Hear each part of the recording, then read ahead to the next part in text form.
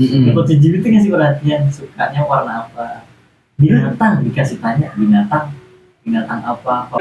Nah, dari AI kemudian sampai difilmkan Terminator dan banyak lagi. SpongeBob. Plankton Zat. Oh iya, Plankton. SpongeBob juga ada, benar. Plankton punya pacar tuh ceweknya itu. Oh iya. Ceweknya Plankton itu. Nah ini mungkin nggak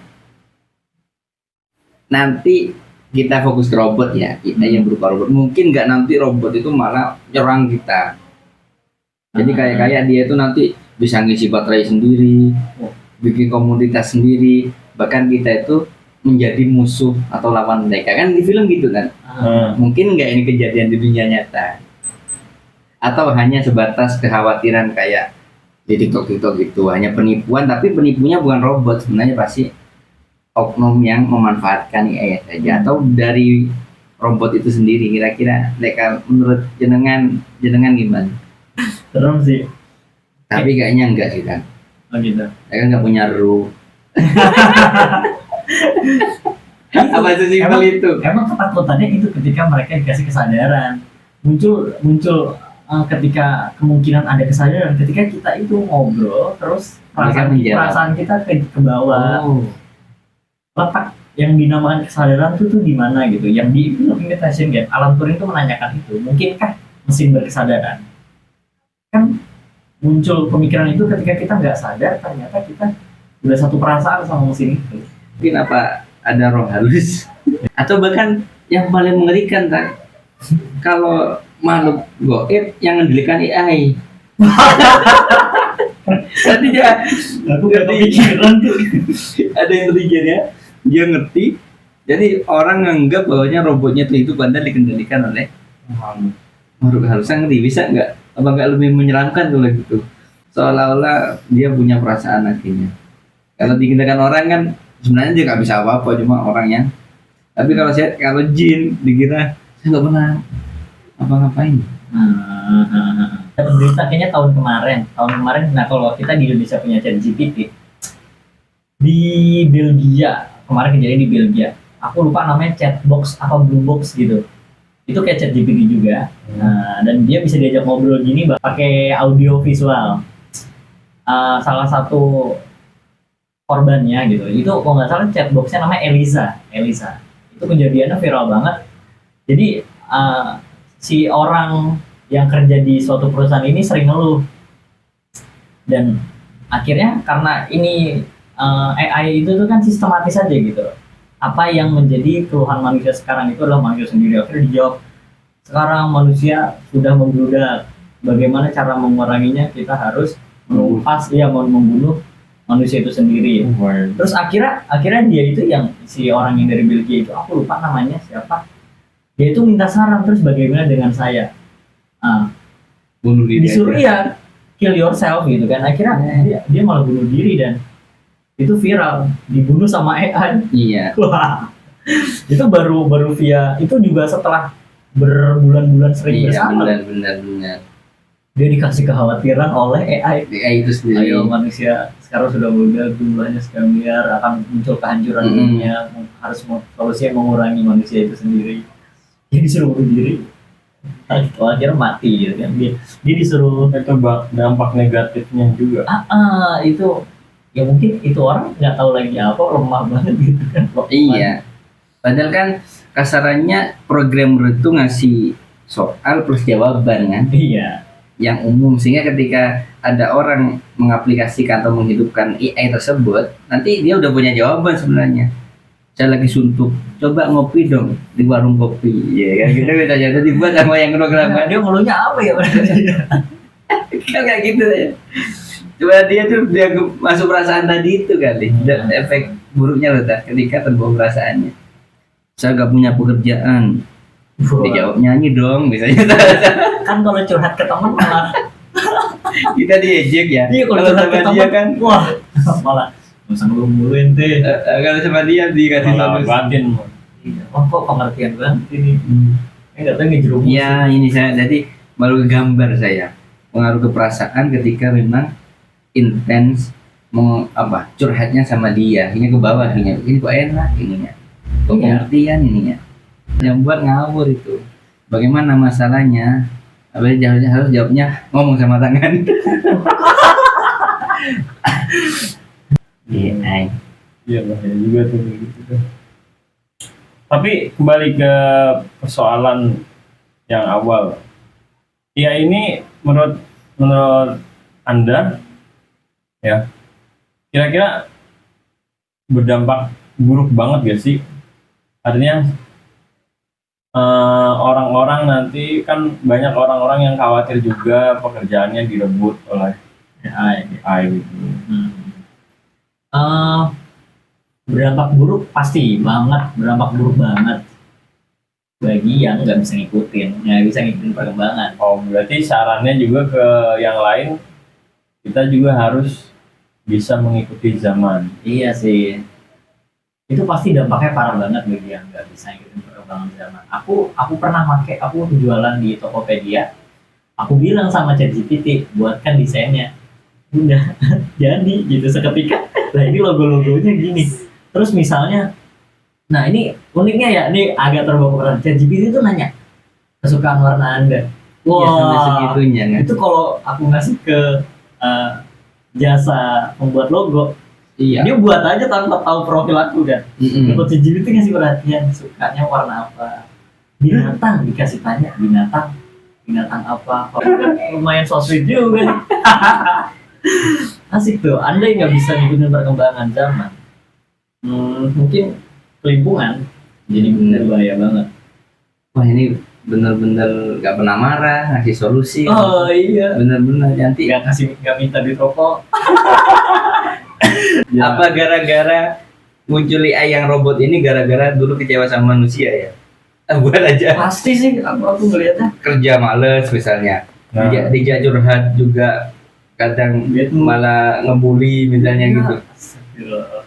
Kemudian nggak disiplin misalnya, wah kalau gini terus nih saya nggak bisa hidup, saya harus bikin AI biar masalah-masalah tadi itu. Nah itu makanya aku bilang ketinggalan banget bagi yang nggak bisa ngikutin, dan bermanfaat banget bagi yang wah ini seleksi alam banget jadi ini benar-benar yang berbicara sumber daya manusia itu sendiri. Dia bakalan malah jadi melesat tinggi banget. Andai dia selalu punya kesadaran tinggi, dia lebih sadar dari kesadaran komputer itu sendiri. Komputer tuh laptop bisa 24 jam hidup, Iya. kita nggak bisa. Nah tentang kesadaran itu, andai kita lebih berkuasa sama diri kita, itu kita nggak bakal tuh tertindas, kita Iya. bakal upgrade dan bahkan kita bisa nginjek-injek AI, kita di atasnya. Tetep. Harusnya gitu kan, kita yang nyiptain rasanya kan, harusnya kita yang ngendaliin. Deg-degan ya ngomongin AI. Karena ini nyata kita berteman, apalagi di era digital 4.0, inovasi itu dibawa sama para artificial intelligence. Penciptanya artificial intelligence, Godfrey Hinton, Elon Musk, itu tuh kan mereka yang nyiptain ya, mereka yang salah satu founder lah.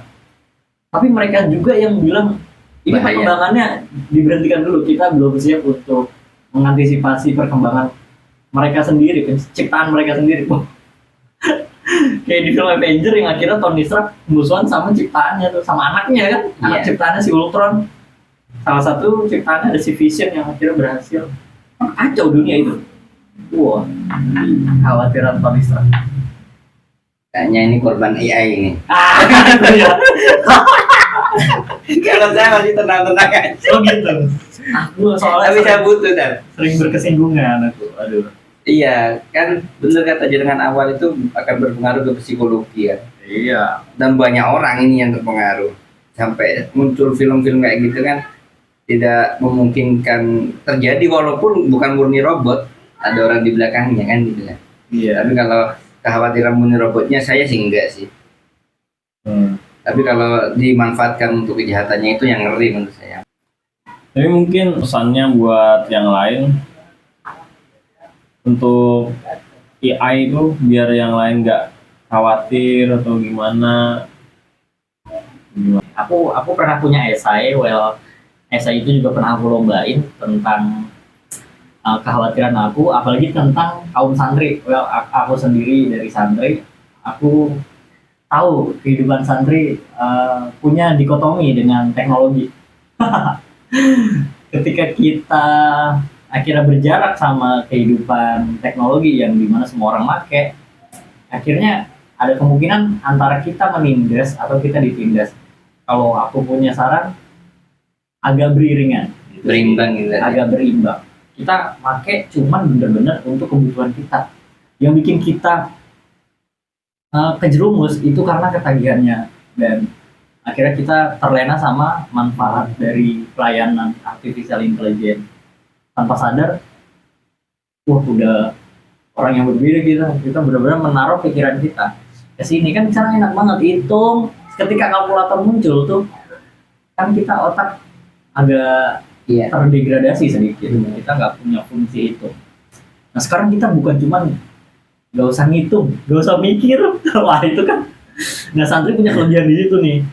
Tapi kenapa kok jadi jauh banget gitu? Jangan sampai lah yang ditinggalkan. Kenapa nggak diajarin kebutuhan yang lagi dinamis, yang lagi berkembang di sosial masyarakat dunia sekarang abad 21. Ketika nanti tiba-tiba 5.0 datang, kita masih kayak gini, saat lagi santri masih kayak gitu, khawatir kita jadi perang beneran. Yang satu anti banget, yang satu maafin. Oh iya. Akhirnya kan jadi manusia juga dikotomi sendiri. Aku yang membela AI. Nah ini ada kaum santri yang Islam, santri juga ada yang mau, ada yang enggak. Pokok jangan jangan santri itu anti lah Iya. dengan AI misalnya. Kira-kira masuk nggak sih, ada celah nggak sih santri untuk belajar sedikit tentang teknologi itu? Ada celah nggak sih, entah di pelajaran, misalnya di pelajaran komputer? Mungkin untuk secara garis besar santri itu tetap akan mempelajari dan sebenarnya dan kalau untuk mendalami memang harus ke pendidikan yang fokus ke sana. Tapi secara garis besar insya Allah santri itu kan memang sebenarnya diajari moderat kan berpikirnya kan. Iya.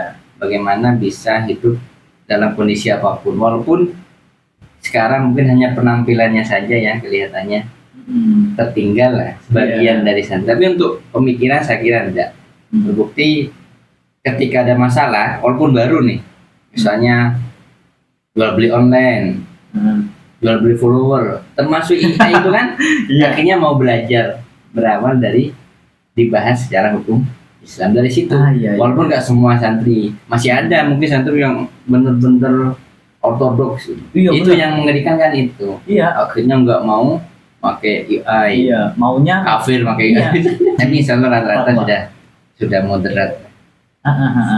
Kira-kira kalau emang harapan aku, pesan aku tuh santri supaya ada celah untuk masuk ikut memahami kehidupan digital, nggak tahu dari mana, cuman perkembangannya soalnya harus diikuti. Mantap.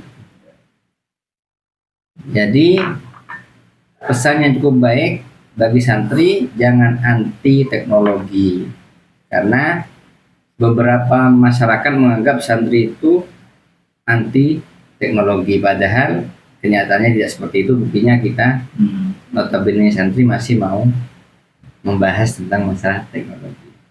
Ya dan ya. Cukup, nanti kita akan bahas hal yang lain. Masih di Poles Podcast Lesehan, semakin dioles semakin ngeles. Oh itu. Oke.